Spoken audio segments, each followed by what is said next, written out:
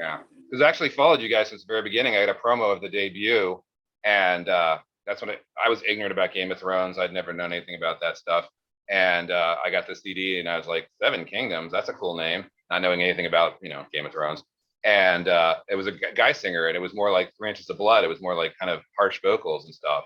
So, right? Is that about right? Yeah. Right. Yeah. And then when Sabrina, when your wife took over, it became a whole different, band entirely, much more European power metal based. Yeah. Yeah, night and day difference. Yeah. Actually, I'm listening to, believe it or not, from a local library. I got Decennium, but I was just listening to Rats on the Walls. And once again, I was totally ignorant when I first heard that. I had no idea the Game of Thrones reference. And then I started watching the show on HBO. And it's like, oh. You guys feel that a lot of people, kind of pigeonhole you to the Game of Thrones type thing now with your name and some of the songs and everything? Yeah, we have that, but I mean, we've been doing other stuff enough. Oh yeah. There's definitely been an evolution of sound. Yeah. They most people now that see us now almost read this like, oh wow, like they're kind of they don't know it's a Game of Thrones thing. Yeah. And that's good. Opposite way versus the people that kind of did the opposite thing. We've been doing other stuff, I guess. Right. Oh yeah. Enough to that they just don't really necessarily think that way, I guess. Well, and I love your 70s and 80s cover, especially the Don Henley Boys of Summer.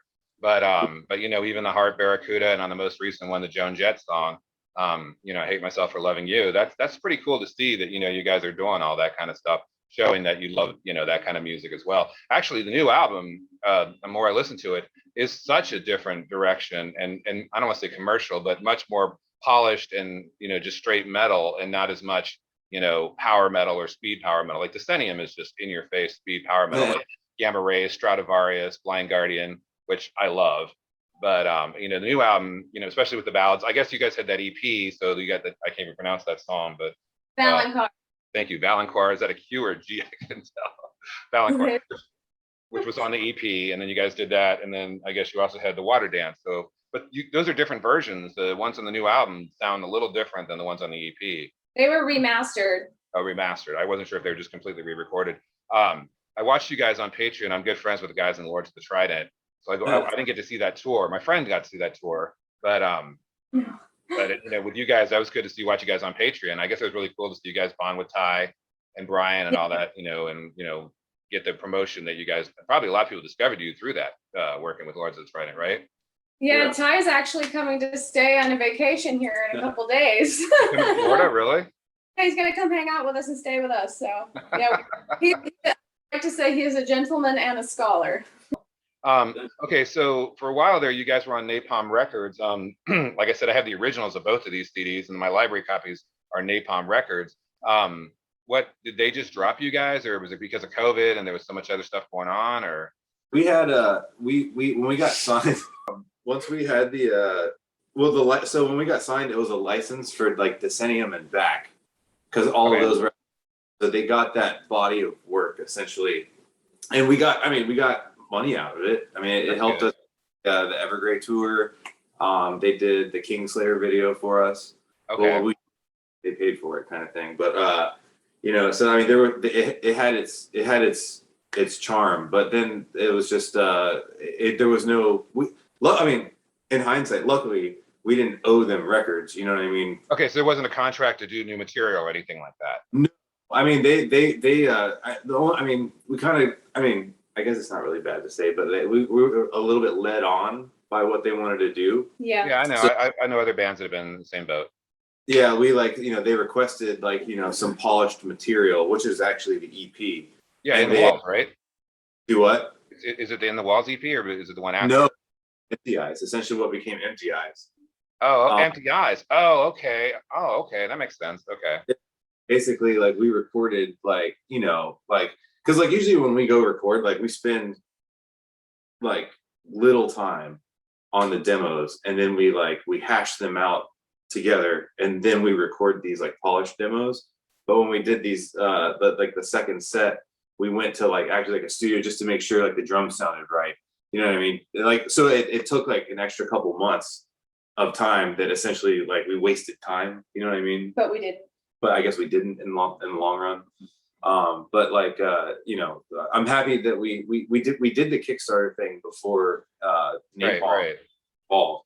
So that's why like we had already sold like a good chunk of our own pressing, because we manufactured them. Well, we didn't make them, but I ordered the manufacturing. We're literally doing our own distribution. Yeah. So like essentially so we had that experience because we did 2 of them before Napalm was involved. So like I knew what the power of just handling yourself. I knew exactly what we sell. You know what I mean? So like a lot of things that they said was like, that's not true. Like like you know what I mean? Like it's just like because I know what we do. So it's luckily we had that experience and we didn't owe anybody records, so we just kind of went back on the model. It's fine because It's because they're just basically, in my opinion, trying to find a way to make money, and it's for Napalm in the end. For me, I feel like they sign you so they can make money off of you and then not have to invest in you. Yeah. It's what Metal Blade does. It's what Nuclear Blast does. It's a tax write-off, and it's just, and but at least it puts out product for people who may not have been able to get the earlier albums. And that people never would have heard of us before heard us through them. And no, I mean it has its flair. I mean it was working when they're working for you, it works. Yeah. But it was a very tiny window of working for us. Right. And DIY is always the best way, because your new album, you guys are doing yourself entirely. I don't even recognize the label. So I mean, you guys are doing yourself entirely, right?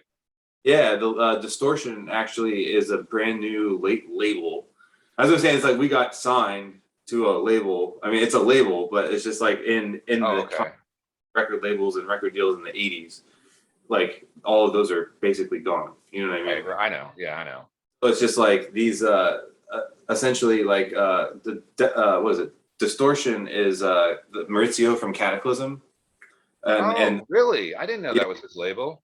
Yeah, and Hard Impact. So essentially, it's just him and a small team of. It's the same team that Napalm uses in North America, ironically, and Nuclear Blast. So like that's what I'm saying. Like we're getting literally all of the same exact. What's the word? Treatment. No, infrastructure as all of those labels. And it's they have a license on a CD, our digital, and a T-shirt. We're selling all of our vinyl by ourselves. We get to crowdfund all by ourselves. So right there, we have our advance. We're responsible for doing everything we know how to do. They just simply put the CD out into distribution, and now we're now a wholesaler. You know what I mean? So I buy stock from them as if I were going to manufacture them anyways for ourselves. But now I have someone, it's a trade-off. Like we're in a business now with them. So they are going to sell these and, push it. And I mean, honestly, they're pushing it harder than Napalm ever did. That's I mean, it's good for that. So I could see that. I mean, week full of interviews like we have this one, you know what I mean? So it's just like. Yeah, that's awesome. I'm glad to see you guys getting that. And had it not been for the licensing with Napalm, I wouldn't have my library copies to listen to right now. No, I was saying like. Thank you for supporting them. I appreciate it. So, well, I didn't buy the first one. That was a promo given to me. But all the ones with you, Sabrina, I bought all those. But to get these from the library, to check them out, listen to them, and not having to worry about putting on the digital stuff. Now, let me ask you this. I'm sure you've probably been asked a billion times, but do you have a bass player? No. I'm sorry, but I just saw. Here. Yeah, I get it. I just saw White Wizard live Saturday night with Anvil, and I've never seen a band perform live without a bass player where they have it on computer. I guess their bass player got COVID and had to drop off the tour, and so it was just the 2 guys on stage, one playing guitar and 3 guys, a guy playing drums too. The singer from Celador, now in White Wizard, and it was just so surreal to hear the bass, but you could tell it was on a computer. And how do you pull that off live? We're super like open about it. It's just we've been a band. The 4 of us have been in the band for so long. Exactly. We're still a growing band. So it's just the model in a van in a small trailer. Like the last several tours that we did with this and like our in-ear rig and stuff like that, like it's super easy. And it's just, it works. We have the rig. And it's too convenient, and it's just, you know, you have to bring another life around, you know what I mean, like around and sleep in a van and stuff like that, and it's just touring's already. Yeah, it's another mouth to feed, especially with today's economy. So okay, so just like White Wizard, when you guys play live, you just don't have a bass player. You just have the computer doing it. Okay. Yeah. Well, maybe that's, you know, I'm spoiled with Motorhead and Iron Maiden and Overkill, where I just can't imagine them not having a live bass player. So, but I guess your two guitar tandem is you guys shred so much, they probably wouldn't, you know, the bass probably wouldn't stand out as much as it does. Anyway. Yeah, we actually got a review. What was it? Mark from Brave Words. Oh, I know Mark. Yeah, I know Mark real well. Yeah, he was. You know, if he doesn't like it, he'll tell you. You know what I mean? And it's just like. He's a math teacher, so. Yeah, so he was at Mad with Power, and like he was like, "Oh man," he published. He's like, "I honestly didn't even miss it," like because they were just going so crazy, the two of them. You know, that's what I'm saying. The stage looks good, like as far as symmetry, like especially with the I don't know if you saw the backdrop and the nice scrims and stuff that we were able to get with the Kickstarter stuff, but like with the backdrop and the drums. And well, I watched all the Patreon stuff you guys did with Lords of the Trident. I watched all 4 of those shows. Even the one where I guess you guys were at Ty's house and she came up from the stairs in the basement and she's like, before the show even started, she was like waving to everybody and stuff. So I watched that whole thing on Patreon. So, and that was great because I was like, that's just so personal and stuff. So, you know, and yeah, you sounded great. So, and you did songs that I knew. So, but now with the new album, are you still going to incorporate the classic songs? Are you going to focus more on the new material, or because it's so dynamically different? I mean, like who plays keyboards, or is that just also a computer? It's the bass. We have a bassist keyboardist. Yeah. Okay. So the bass player plays keyboard. It's on the computer. Yeah. So a lot of bands do that these days. Keyboard, drums, and keyboards are notorious for being on the computer. We were carrying a 5-foot alien, like blow up alien. And we would set them next to the laptop. But he kept popping and deflating. But yeah, it's funny because he just deflates. I have one of those in my. I know exactly. I have one in my bathroom, and when it starts to deflate, the head goes first, and the neck breaks, and he's like floating in midair. Yeah, I have exactly one of those giant aliens you inflate, and I had to take it down because it seemed like the head deflated first. So I get it, but that's a cool little prop and a little gimmick and stuff. So. But you guys are all so talented. I mean, you're all so good at what you do. And Sabrina, your vocals are just amazing. What are your backgrounds? Are you classically trained operatically or? No, not at all. Really? I grew up bluegrass, country, gospel, rock and roller singer. My favorite band was CCR. Like wow. I was a very odd bloomer. She sang a lot of country and like bluegrass. Do you ever do Proud Mary? Yeah, I do. Have you ever seen "The Rain Is My Favorite Song" though? Oh yeah, yeah. He's basically Florida in a song. Well, yeah, pretty much. But so so I just assume maybe, you know, because a lot of times you guys get compared to Unleash the Ushers and some of the other European female power bands and stuff like that. I thought maybe you also had some kind of background like that. Wow. Nope. Not a stitch. Everything that I know now is from learning the genre in which I sing. Okay, and how did you decide to join up with Seven Kingdoms when they started out originally with a male? Was it Camden that got you to do it? You just kind of talked her into it, said, "Hey, you know, you can try singing." Well, you know, we were just like. You were hanging up a poster at Tom's. Yeah, well, I mean, I met her. We actually were dating before all of this. Oh, yeah. So like. You know, you hear her sing. I remember even they went to karaoke. They're like, "Oh, she can sing." I don't know why. When you tell someone you can sing, they always assume like, "No, you can't." Oh, bless her heart. She thinks she can sing. But I mean, here she is. Yeah, we were really into karaoke back then. So yeah. If it wasn't for that, but they were. No. They actually, you know, we all had our phase of like power metal elitism, you know what I mean? It's just like, we don't listen to anything with screaming in it at all. So like, you know, we got like, they pushed a little bit too, you know what I mean? To just have more of a clean presence, you know what I mean? I just remember Kevin is just like, yeah, well, I think it's just only for the better. Like, was first. Yeah. No, when she took over. Kevin. Well, no, seriously, I look at some of those bands who had I got the power metal elitism. I get it, kind of almost the Dragon Force arrogance. But I mean, some of those bands who started with that and look where they're what kind of style they're playing today. I mean, they become it's all metal, but it becomes different. You know, especially when you start to hear the different, like you said, for me the '80s and '70s covers. I mean, I guess I would say the obligatory Barracuda, but you know, a lot of female vocals. It's like, oh, Heart, so we'll do that. But they do something off the cuff, like Don Henley. You know, I mean, I've got a Don Henley's Greatest Hits right in front of me, and I'm just like, I can't believe they do Boys of Summer. That's just so odd. And they even did a video for it, so it's even, you know, it's like you can actually, it's not just an MP3. I got the MP3, but even the video. And there's that other video, that other song you did that was on with Don Henley. That's also got a video. Something. The Great Goat Rodeo. Yeah, that's it. The rodeo song, which I haven't heard yet, but. Oh, it's a shit show in song. Is it a country song or what is it?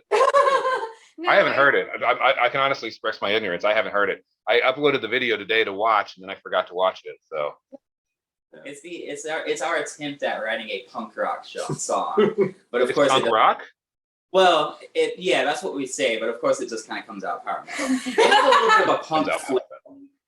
I thought maybe it was like kind of like a country thing. Okay. It's punk power. Yeah. It was a whole like joke song. It was it was fun. It was wasn't yeah. really supposed to be super serious. Yeah, it was also No, like, yeah, it shouldn't be. it was What's right in 20? The title is so hilarious, and then the video. I didn't watch the video, but it was streaming on my phone while I was doing other things, and what I saw looked pretty funny. So it looked like you guys were having a good time doing it. Yeah, it was fun. Yeah. Yeah, no, it was right in 2020. So like we were just trying to figure out how to do something like a little bit off, you know, is it off the cuff? Yeah, like in the Oh, music sweet. video, I'm wearing like toilet paper earrings. I didn't catch that. I got to watch this. I feel bad that I didn't do my research on that. Yeah, start with the music. Go to watch the music video for it. I On That want might to. be I our- want to. that was a very like deep dive music We had to video. find someone with goats. It's actually. Oh, actually, I was going to ask you because when I first saw it coming on, and I was doing other things because you know I was trying to get my notes together. I saw Sabrina with goats. I thought maybe she worked in an animal shelter or maybe a petting zoo or something. No, that just came out of Oh. nowhere. That would be fun. We have it right the goats in the budget. There's a whole YouTube series. That's what I'm saying. Like, because we didn't really have anything to do, Right? Yeah, because So of COVID, right? kind of like spoof acting like Yes. episode series. So like it's actually it's open ended. It is. It's still technically open, but like you know, it was like just you have to watch the series. It's super dry. It's ridiculous. purposely like not like Yeah. serious. Right? Yeah, that's good. Tongue in cheek and fun with it and having a good time. Yeah. Yeah, it's because 2020 was a shit show and Of course. everybody was shitting their ass, so it was just Yeah, and we got a 6-7 inch out of it. So like we pressed it on vinyl. So we have like I mean I always jokes like what you know small to mid-level power metal band has a 6-7 inch, you know what I mean, with a goat on it. Oh, that's awesome. Oh, wow. Yeah. Okay, so you made a 7. So that has the Don Henley song on the B side. Yeah, Yeah. Oh, wow, it's even splatter. Wow, that's cool. that's what I'm That saying. is Like, cool. Oh, that's it's a good merch item. That's a good merch item. that's what I'm saying. It's It's like just cool to have as kind of a band, cult, you know, like ridiculous. I mean, almost like a throwback to like a punk single. Although when you see goats, instantly you think of like, oh, maybe black metal, like the Baphomet thing. Or something. I mean, I was Kiss saying- the Goat by Lord Belial. You know, come on. There's a cover of a goat on the cover, and the guy's giving a big kiss, and the album's called Kiss the Goat. So yeah, I think of black metal shit, right? yeah, Very too serious that it makes you laugh. yeah. That's good that you guys are having a good time with it. I will listen. I apologize. I got the single for Don Henley when it came out right away. When I saw the video, I'm like, oh, I'm gonna go to YouTube and get that.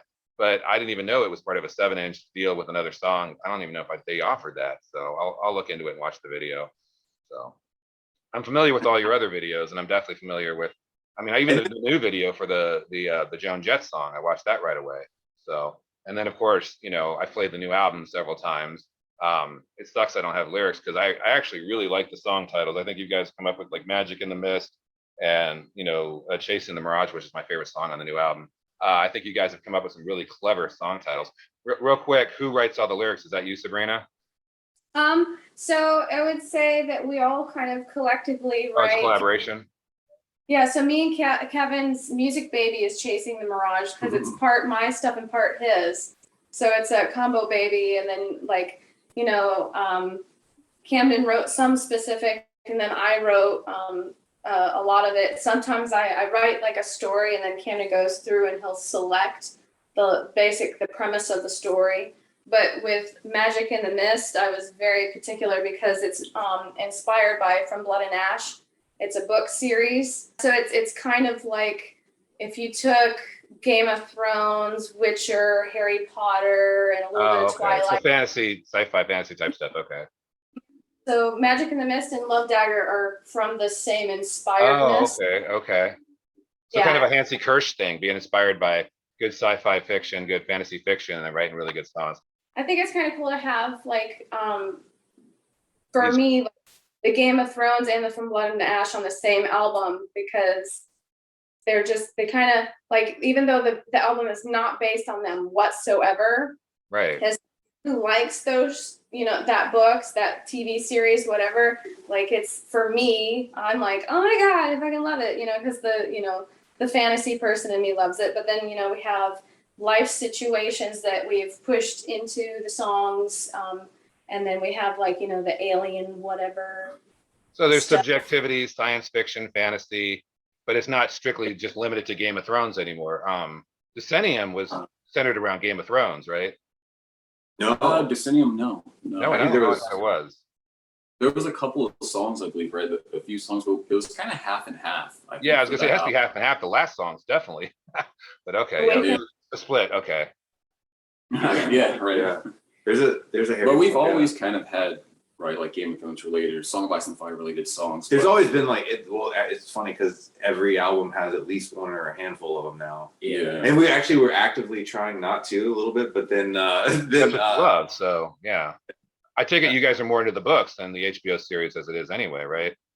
I love the books. I've read the books. I love the series as well, but yeah, I really. I'm sorry, but he didn't finish the book, so the series kind of had to come up with their own adaptation or understanding of what to do next, right? it was like, and the end. No, the premise was they basically got to where he was going to get, but because nobody was prepared for it to happen that way, it seemed sudden. But Cersei was the monster the whole time, and Dany was the one that everyone loved, and it was supposed to change where Cersei becomes more human and Daenerys became more the monster. Wow. So that's how it's supposed to go, even though like they got to it too quick and they left out so much. Because people still love Dany and they weren't prepared for It was too fast of a change. what is the wrestling term when you A heel turn. you do the heel turn? They weren't ready for it. Yeah, right. Yeah, I get it. Yeah. That was back in the day. Yeah. Brian, Brian. the original vocalist, was super. He was really. Oh, the original vocalist was into okay. Like, I had no idea what it was at the time until I met him, and this was obviously before the series. So. Oh yeah, definitely. Give you that look.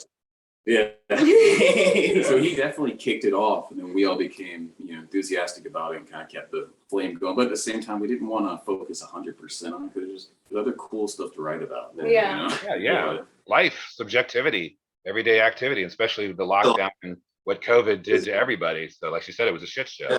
You could have wrote a song about a shit show, and we would have like, yeah, I know that. So. It's the Go Rodeo. That's literally the go rodeo. The go rodeo. Well, maybe in your next video, you'll go to a petting zoo, and it's the summer, and you can get some goats and kiss the goats. Check out the series that we have. The llamas. The series on YouTube. And thank you so much for taking the time to indulge a fan. Thank you, man. Thank you. So, but yeah, you gotta our YouTube channel has it's the Goat Rodeo music video, and then I think there's 7 episodes. Okay, I'll look into it. I'll definitely look into it. It's stupid. It's ridiculous. Oh, that's going to be great. If it's stupid, I'm definitely looking forward to it. It's deep cut, just like when we had nothing to do. So Yeah. Trust me, Lords of the Trident did that a lot.